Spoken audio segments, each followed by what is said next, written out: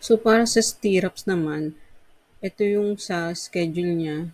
1 at 50, 7 at 100, rest at 300 to center line. So, kapag magdi-detail tayo ng or magbibilang tayo ng stirrups, so maglalatag tayo from left or from the side papunta sa center. So, itong dynamic blocks ko dito, meron na siyang 1 at 50 dito sa gilid. So, ngayon, ang gagawin ko lang dyan, go offset tayo. So, ito yung isa.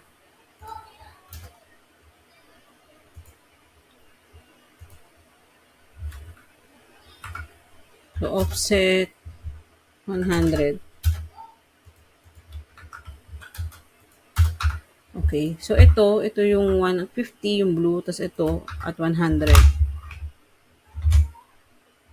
So, kailangan natin ng 7 at 100. So, type nyo ulit offset.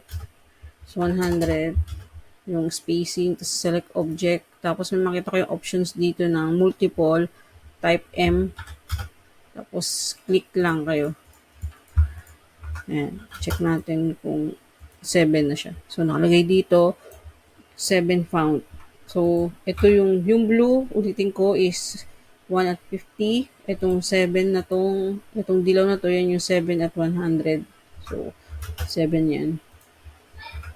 So, ngayon, i-mirror na lang natin to. Ito yung mid ng span. So, yan. Lagyan natin dito yung mid ng beam.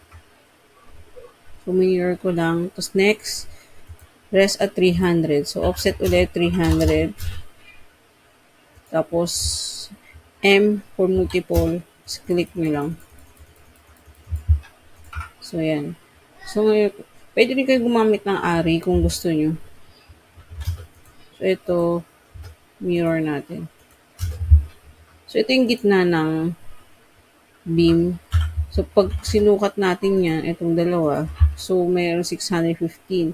So, pwede pa tayong maglagay ng isa pang stirrups dito sa gitna. Kasi ang requirement is 300. So, pag sinukat to,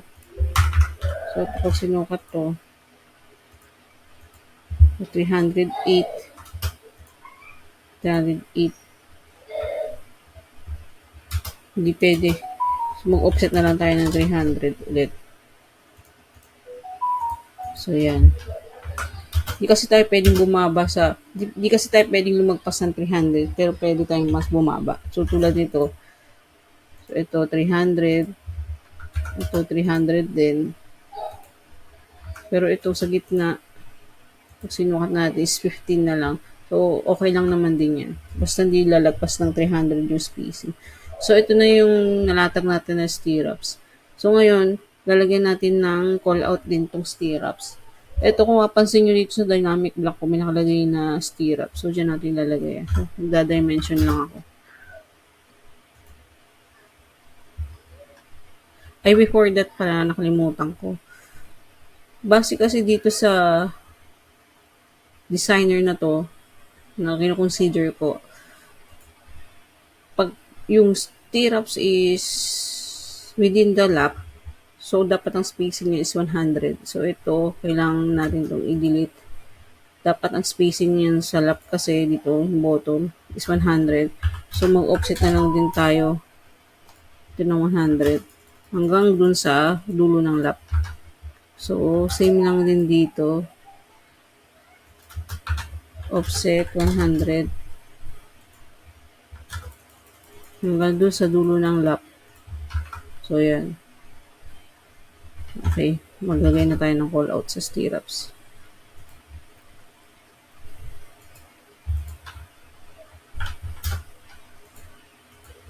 So, yun yung dimensions.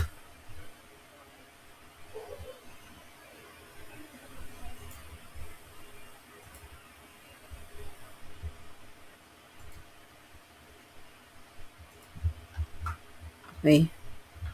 So, ito, lagay natin dito. 1, tapos, diameter is 12 at 50. Tapos, 7 diameter at 100. Then,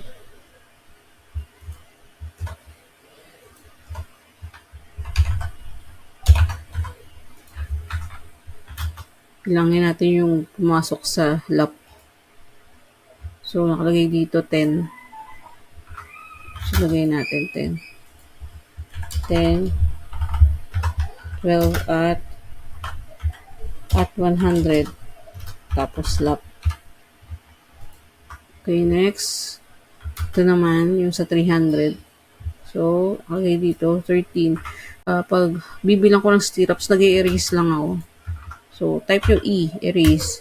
Tapos, i-click mo yung lines o yung drawing. So, mag-identify yan kung ilan yung objects na found. So, dito, 13. Ayan, 13. Tapos, diameter 12 at 300 rest. So, next, ito naman. Kalagay dito, 14. Pound, 14. So, 14, 12, at 100. Slap.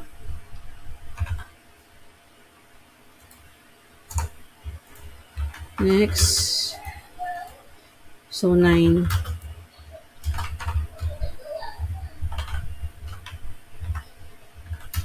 At 100.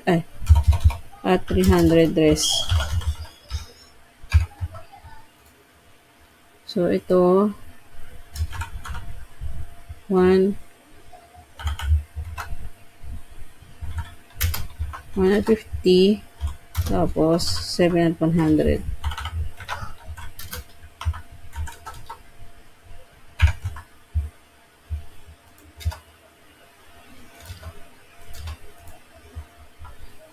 Oh, no.